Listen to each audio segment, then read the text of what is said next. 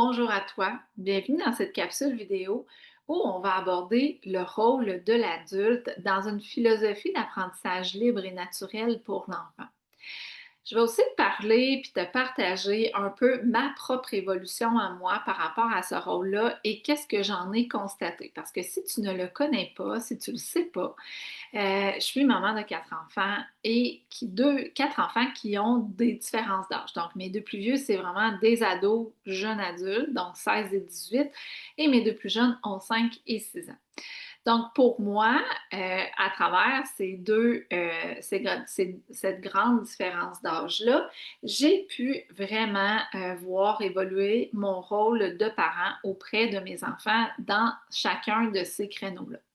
Et j'ai pu moi-même observer auprès de mes enfants à quel point la nouvelle approche et le rôle, beaucoup plus dans la liberté que j'ai actuellement, donne beaucoup plus d'effets positifs chez les enfants plutôt que le rôle que j'avais avec les plus vieux qui était plus au niveau de la stimulation, la très grande présence et parfois même, je pourrais dire, le contrôle. OK? Et ce qu'il faut comprendre, c'est que quand j'ai eu mes 2 plus vieux, je travaillais dans un CLSC au niveau des enfants en difficulté, au niveau de leur développement, et je travaillais en stimulation précoce. Donc, pour moi, j'avais vraiment intégré la pensée, la philosophie que, ben, pour que mon enfant se développe bien, je dois constamment le stimuler. Donc, quand j'ai eu mon plus vieux et ensuite ma plus jeune, j'ai vraiment été beaucoup dans cette approche où je stimulais les enfants. J'étais en constant mouvement avec eux. On planifiait plein de choses. Je les entertainais vraiment d'activités X, Y, Z, qui a, oui, apporté quand même beaucoup de choses positives, dans le sens que j'ai créé un beau lien avec eux, on a eu du plaisir, on a passé beaucoup de temps ensemble.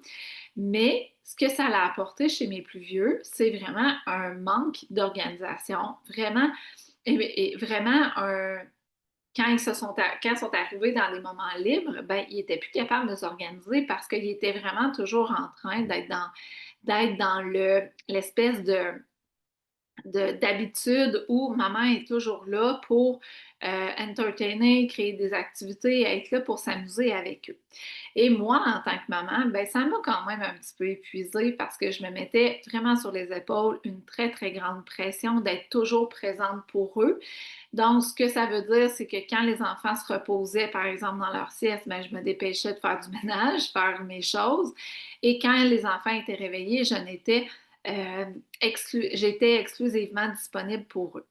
Donc, aujourd'hui, avec mes 2 plus jeunes, où je suis vraiment plus dans une approche libre, dans un apprentissage libre, en très grand contact avec le rythme naturel de l'enfant, ce que ça l'amène à dire, c'est que je suis encore autant présente pour mes enfants, mais ça m'apporte vraiment des plus beaux avantages, autant pour moi que pour les enfants. J'ai des enfants qui sont capables de s'organiser toutes seuls, qui sont très, très, très autonomes, pour qui la créativité est sans limite. Et moi, en tant que maman, ben, d'un, ça me fait plaisir d'observer ça, de comprendre ça, mais aussi de pouvoir dire, ben, de faire mes choses à moi et de prendre du temps pour moi et de pouvoir m'asseoir, lire un livre pendant que mes enfants sont en train de jouer et de ne pas me sentir coupable, de un, mais de deux, de prendre soin de moi à travers le quotidien de maman. Parce que oui, quand on est une maman ou un papa, on le sait, notre quotidien tourne beaucoup autour des enfants. Et si on n'a pas la liberté à quelque part vraiment de s'offrir des espaces quand les enfants sont là pour prendre soin de soi, ben l'épuisement est vraiment une possibilité sur le chemin, ou du moins vraiment une fatigue qui va être plus importante. Donc, mon rôle en tant que maman dans cette approche libre d'apprentissage-là est de un, de laisser beaucoup d'espace-temps dans la routine et dans l'horaire de mes enfants. Donc, fini les planifications hors normes, les fins de semaine où on passe tout notre temps à faire des activités qui sont planifiées, qui sont structurées. On se laisse vraiment beaucoup aller au gré des envies du moment. Donc, là, on se lève le samedi matin et on se dit, OK, aujourd'hui, qu'est-ce qu'on va faire? Comment on offre ça? Puis des fois, on va faire une activité, on va aller à l'extérieur, mais d'autres fois, la seule chose que les enfants vont avoir envie, c'est d'avoir de l'espace de temps pour pouvoir laisser aller leur imagination, leur créativité, sortir plein de matériel et de se laisser aller. Donc, pour un des principaux rôles que l'on doit, une des principales choses qu'on doit mettre en place si on veut vraiment intégrer cette philosophie-là, c'est vraiment de revoir l'horaire et de se dire à quel endroit je peux davantage laisser de l'espace de temps aux enfants. Parce qu'aussi, ce qu'il faut comprendre, c'est que quand on commence à appliquer cette philosophie-là, des fois, les enfants peuvent devenir, se sentir un petit peu perdus, un petit peu déstabilisés, parce que ce n'est pas naturel ils ne sont pas nécessairement habitués de ne pas être organisés. Donc, des fois, au début, on va entendre des enfants qui vont dire je ne sais pas quoi faire, je m'ennuie, j'ai pas d'idée. L'important, ça va être de les accompagner à valser cet inconfort-là et à un moment donné, il y a un petit quelque chose qui va arriver et pouf, la créativité va partir et ça va devenir de plus en plus naturel pour eux. Un autre rôle, à part d'offrir l'espace-temps, c'est d'être en support pour offrir le matériel nécessaire. Donc, outre le fait qu'on a de l'espace-temps, c'est d'être capable de mettre à la disposition des enfants du matériel s'ils en ont besoin, mais aussi d'offrir l'espace nature. La nature offre est dans l'abondance totale de ressources. Donc, les enfants qui vont dans la nature, quand on est dehors, on a juste à leur laisser aller, ils vont trouver des cailloux, ils vont trouver des branches, de l'herbe, n'importe quoi, et ils vont se mettre à créer de la soupe de boîte, ils vont se mettre à se faire des cabanes, ils vont se faire des tours de cailloux, ils vont peinturer des cailloux, bref, l'imagination va se laisser aller. Mais moi, en tant que parent, des fois, c'est vraiment d'écouter les besoins de l'enfant et d'offrir le matériel. Donc, d'être à l'affût de ce qui se trouve, de garder le matériel de récupération, de laisser ça à disposition des enfants, de laisser à leur disposition du matériel et de les laisser aller dans cette utilisation-là au gré de leurs envies. Puis des fois, je peux mettre un contenant d'œufs vide, par exemple, dans leur armoire de bricolage et il va rester là 3 semaines et à un moment donné, pouf, ils vont l'utiliser pour faire quelque chose. Donc, c'est d'offrir sans nécessairement imposer de l'utiliser et pas nécessairement d'imposer une façon de l'utiliser non plus. Parce que l'enfant, dans sa créativité, lui, nous, on le voit peut-être d'une certaine manière, mais lui, il peut le voir de 50 manières différentes et ils vont utiliser le matériel et se laisser aller dans leur plein potentiel, dans leur pleine créativité. Un des principaux rôles aussi pour le parent, pour moi, c'est important d'accompagner mon enfant, mais de pas nécessaire, et de laisser aller le contrôle. Et dernièrement, et de laisser aller même le contrôle de la perfection. Et je me permets de vous partager une expérience vécue vraiment dernièrement. C'est que on est en train de préparer le jardin et ça me passe par la tête de dire, ben écoute, je vais le faire toute seule, cette partie-là, parce que j'ai envie de planifier ça comme ça, puis de structurer le jardin, puis que ça soit beau.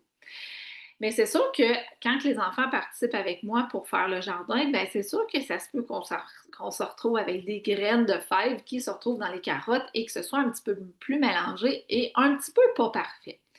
Donc, je me suis surprise à avoir cette réflexion-là et à me dire, ouais, mais en même temps, le résultat n'est pas nécessairement ce qu'on recherche. Ce qu'on recherche, c'est le processus, c'est le chemin, c'est l'expérimentation. Donc, quand on se déconnecte justement du contrôle pour être dans l'accompagnement, ben, on se doit peut-être de faire comme moi puis de prendre conscience de ces réflexions-là et de se dire, le résultat nous importe peu, même si c'est pas parfait, ça va être comme il y a besoin que ça soit. La nature n'est pas parfaite. La nature, des fois, on a des arbres qui poussent avec une branche toute croche, puis une racine qui sort, puis mais la nature n'est pas parfaite, elle est comme elle est.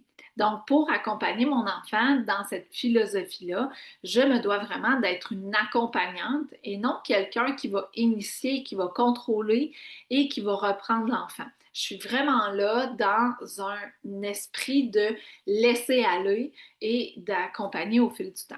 Et dernière chose, il y en aurait plein, mais une des dernières choses que je trouve hyper importante, c'est d'amener mes enfants à réfléchir, à trouver leurs réponses et non nécessairement, moi, leur transmettre la réponse qu'ils ont besoin d'entendre ou qu'ils veulent entendre.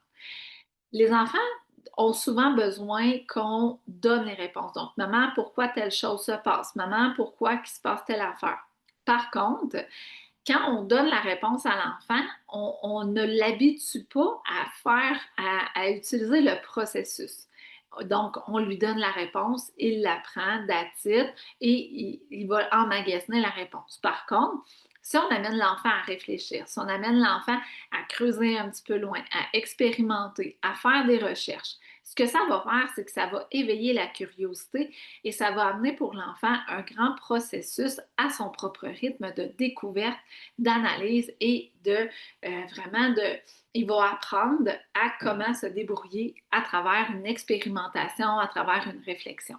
Donc, des fois, c'est très facile ou très rapide en tant que parent de donner tout de suite la réponse, même si on la sait. Mais l'enfant a besoin qu'on l'amène dans un processus de réflexion. Et si on n'a pas la réponse, c'est de la laisser en suspens et de se dire, ben, un jour, on va l'avoir, cette réponse-là. Donc, c'est vraiment ce que j'amène à instaurer auprès des enfants. Puis même avec les plus vieux, ben, je me rends compte que ce qui paie beaucoup à ce niveau-là, de les amener à réfléchir, c'est vraiment de les amener à prendre des décisions qui vont avoir de l'allure selon ce qu'eux ont envie et non nécessairement ce que tout le monde a envie. Tu comprends? Donc, c'est vraiment quatre principes fondamentaux de mon rôle de maman qui met en place vraiment cette philosophie naturelle axée sur le rythme de mes enfants. Il y en aurait d'autres, il y aurait plein de choses qu'on pourrait dire. Je vous garde ça pour d'autres vidéos, mais aujourd'hui, c'est vraiment ce que je voulais d'apporter. C'est vraiment ce que je voulais apporter à votre réflexion. Donc, pas à pas, intégrons ceci dans le quotidien et vous allez voir une grande différence chez les enfants. Ciao, bye!